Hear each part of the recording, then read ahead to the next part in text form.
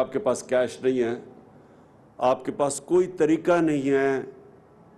بینکوں کے ذریعے آپ قسطوں کے اوپر گھر لے سکیں، کیونکہ بینکس پاکستان کے اندر عام آدمی کے لیے بینکس قرضہ ہی نہیں دیتے تھے۔ اور اس کی بھی ایک وجہ تھی کہ ایک قانون تھا جو بڑی دیر 30 سالوں سے پھنسا ہوا تھا، جس کو فور کلوجر لا کہتے ہیں۔ مطلب یہ ہے کہ بینکس کو سیکیورٹی نہیں تھی کہ اگر وہ پیسے دیں گے تو وہ اگر قسطیں نہ مل سکے تو ان کا پیسہ واپس آ سکتا ہے۔ تو وہ ہمیں تقریباً 2.5 سال لگے وہ قانون عدالتوں سے پاس کرتے ہوئے، اور وہ جب قانون پاس ہوا پھر ہم نے بینکوں کے ساتھ بیٹھے اور ہم نے پھر بینکوں کو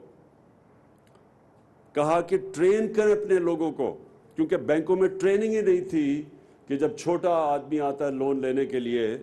تو بینک کے سٹاف کی ٹریننگ ہی نہیں تھی کہ اس کو سروس کر سکے۔ تو وہ آہستہ آہستہ وہ ٹریننگ ہوئی، اور مجھے یہ بڑی خوشی ہے کہ اس وقت پاکستان کی تاریخ میں پہلی دفعہ ہوا ہے پاکستان کی تاریخ میں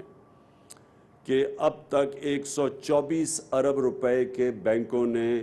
پچھلے چند مہینوں میں 8-9 مہینے میں چند پروجیکٹس اپروو کر چکے ہیں، اور جس میں 40 ارب روپیہ ڈسبرس کر چکے، یعنی دے چکے ہیں لوگوں کو اپنے گھر بنانے کے لیے۔ تو آج ہم نے بینکس کے ساتھ مل کے وہ بھی آسانی پیدا کر دی ہے، اور دوسری میں جس طرح بھی ہاؤسنگ منسٹری کو کہہ رہا ہوں کہ انہوں نے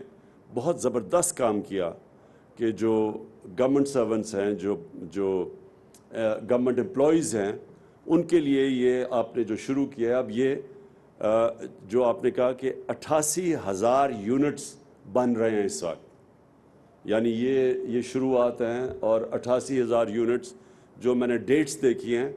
کئی زیادہ تر 2022 میں کمپلیٹ ہو رہے ہیں، یعنی کہ 2022 کے اندر یہ جو یونٹس کمپلیٹ ہوں گے، یہ پھر گورنمنٹ سرونٹس کے لیے ان کو موقع ملے گا اپنا گھر بنانے کے لیے۔ اور میں آخر میں یہ کہنا چاہتا ہوں کہ جو ہاؤسنگ ہے وہ ایک ایسی انڈسٹری ہے جس سے وہ سارے ملک کی اکانومی اٹھا دیتی ہے، کیونکہ ہاؤسنگ کے ساتھ کم از کم 30 انڈسٹریز اٹیچڈ ہیں، کہ جب ایک گھر بننا شروع ہوتا ہے تو اس کے ساتھ 30 اور انڈسٹریز کام کرنا شروع کر دیتی ہیں۔ سیمنٹ ہے، دروازے ہیں، لاکس ہیں، سینیٹری فٹنگز ہیں، مختلف انڈسٹریز۔ تو اس لیے جو ہاؤسنگ ہے اکانومی کو سب سے زیادہ ڈرائیو ہاؤسنگ کرتی ہے، اور یہ جو ہماری ماشاءاللہ یہ جو ہاؤسنگ کے اندر جو پچھلے 2 سالوں میں جو ایک بہت بڑی بوم آئی ہے، جس کی وجہ سے ہماری ریکارڈ ہوئی ہیں سیمنٹ کے بھی سیلز اور جو سٹیل کی بھی سیلز ہوئی تھی، وہ اب تھوڑی نیچے آئی ہیں، کیونکہ انٹرنیشنلی بدقسمتی سے یہ جو سپر کموڈٹی سائیکل آیا ہے پچھلے کرونا کی وجہ سے 1 سال میں، ساری قیمتیں اوپر چلی گئی ہیں۔ لیکن اس کے باوجود اس وقت پاکستان میں کنسٹرکشن کی بوم ہے، اور اس کی وجہ سے آپ دیکھ رہے ہیں کہ جو ابھی حالیہ میں ورلڈ بینک نے کنفرم کیا کہ پاکستان کی جو گروتھ ریٹ تھی، جس ریٹ کے اوپر پاکستان کی دولت میں اضافہ ہو رہا ہے، آمدنی میں اضافہ ہو رہا ہے، وہ 5.037% تھی، جو کہ کرونا کے دور میں بہت تیزی سے، یعنی اس کا مطلب کہ ہماری